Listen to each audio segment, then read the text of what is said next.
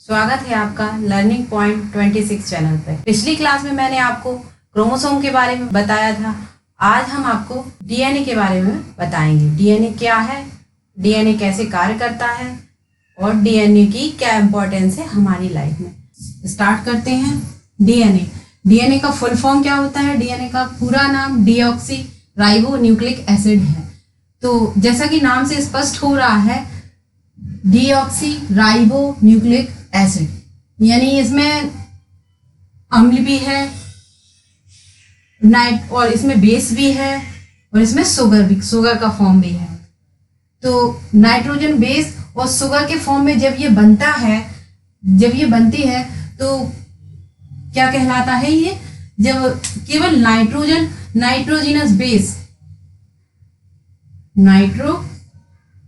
नाइट्रोजनी क्षार और प्लस शर्करा जब होती है तो इनका फॉर्मेशन क्या करता है? न्यूक्लियोसाइड का फॉर्मेशन होता है। न्यूक्लियोसाइड। वो मैंने आपको बताया कि डीएनए क्या है? न्यूक्लियोटाइड। तो इसमें जब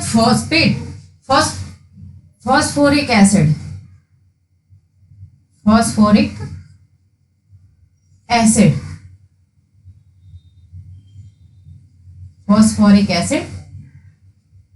मिक्स हो जाता है तो क्या बनता है? न्यूक्लियोटाइड का फॉर्मेशन हो जाता है। तो डीएनए क्या है? एक प्रकार का न्यूक्लिक एसिड है जो जब प्रोटीन के साथ मिक्स होता है तो फिर ये क्रोमोसोम का जो नेट लाइक स्ट्रक्चर है वो बनाता है, जिससे क्या होता है? जीन जो कैरेक्टर है एक पीढ़ी से दूसरी पीढ़ी में स्थानांतरित होते हैं।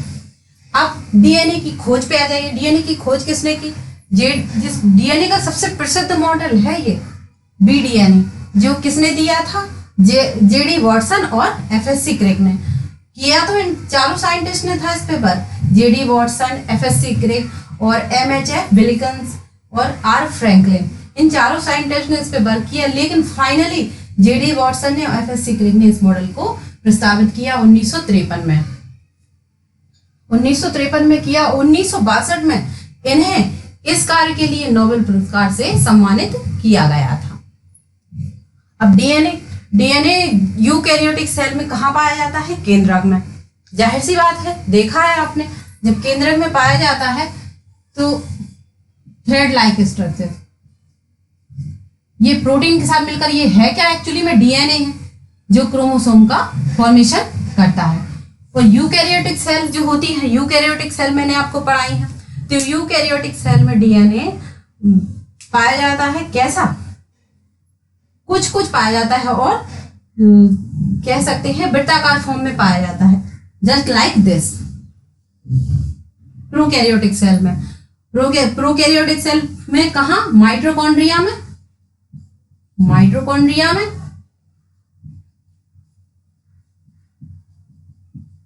और हरित लवक में डीएनए जो पाया जाता है इस तरह से पाया जाता है। यूकैरियोटिक सेल की बात हो रही है तो उसमें पाया जाता है वृत्ताकार फॉर्म में। और डीएनए न्यूक्लियस के अलावा कहाँ पाया जाता है बॉडी में? क्लोरोप्लास्ट में और हरित लवक में। ये दो जगह हैं जहां डीएनए और भी पाया जाता है, लेकिन कुछ मात्रा में, अधिक मात्रा में नहीं। अब डीएनए का जो डबल हेलिक्स मॉडल है वो किसने दिया था? जेडी वॉटसन ने और एफएससी क्रिक ने। इस तरह से डीएनए जो होता है प्रत्येक इसके कॉइल में, जैसे कि मैंने ये बताया कि रस्सी की तरह उठा हुआ पाया जाता है, जैसे ऐसे ये आ गया।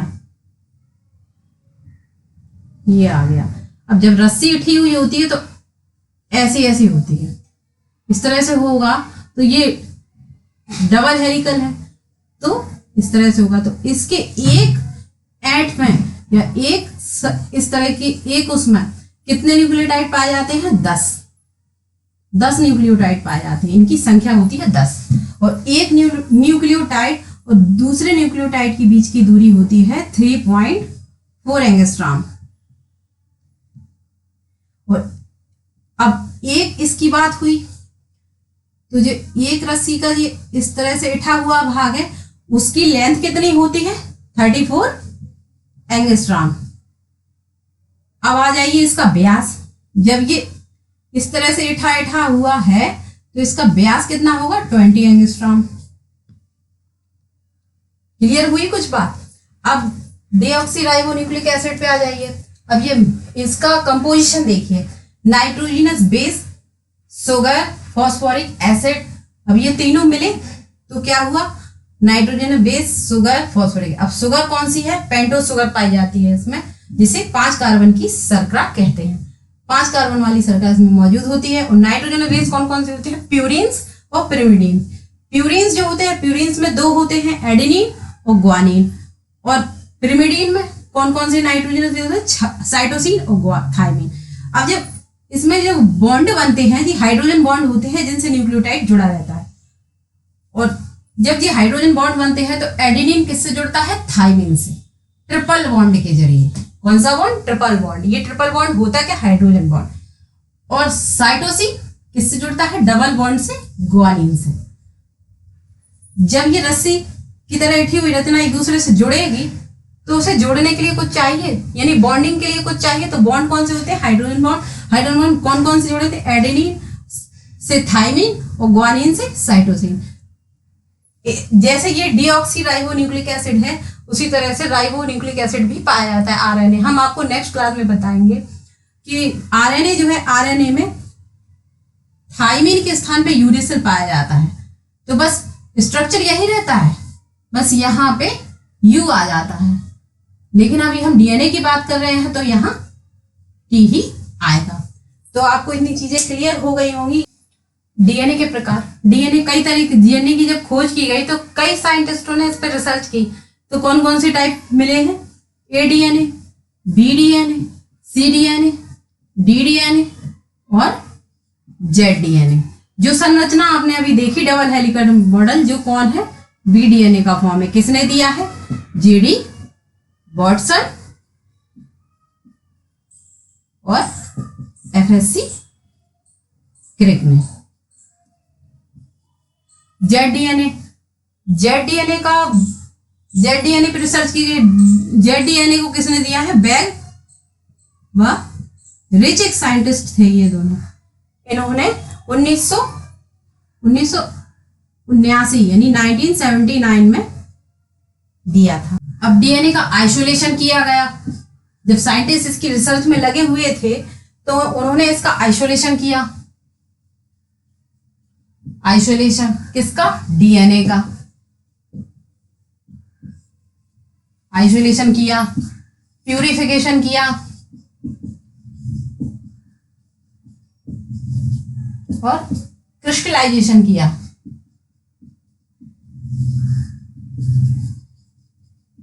क्रिस्टलाइजेशन किया तो फिर उन्होंने क्या किया, एक नई रिसर्च की जिसे कहते हैं डीएनए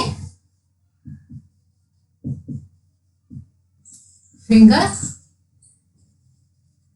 प्रिंटिंग।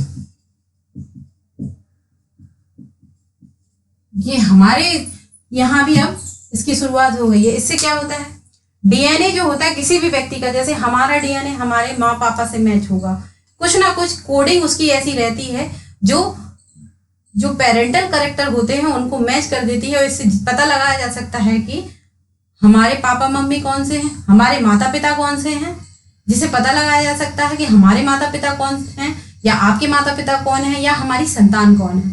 तो ये डीएनए फिंगरप्रिंटिंग की खोज की गई तो इसमें यूज हुआ। और हमारे यहाँ जो इतने दुर्घटनाएं हो रही हैं जैसे हत्या, रेप कांड, तो उसमें भी डीएनए फिंगरप्रिंटिंग का इस्तेमाल होता है। डीएनए की खोज आज हमने आपको बताई, डीएनए का कार्य और डीएनए किस तरह से वर्क करता है। डीएनए किसी भी मैंने बताया आपको कि डीएनए क्रोमोसोम का फॉर्मेशन करता है। जब प्रोटीन के साथ मिल जाता है तो डीएनए क्या है, एक पॉलीमर है। कई न्यूक्लियोसाइड मिलकर एक पॉलीन्यूक्लियोटाइड का निर्माण करते हैं, तो इसी को ही डीएनए कहा जाता है। तो डीएनए क्या है, एक पीढ़ी से दूसरी पीढ़ी में ले जाने वाला एक आनुवांशिक पदार्थ होता है। तो दोस्तों मिलते हैं नेक्स्ट क्लास में नए टॉपिक के साथ, तब तक के लिए गुड बाय।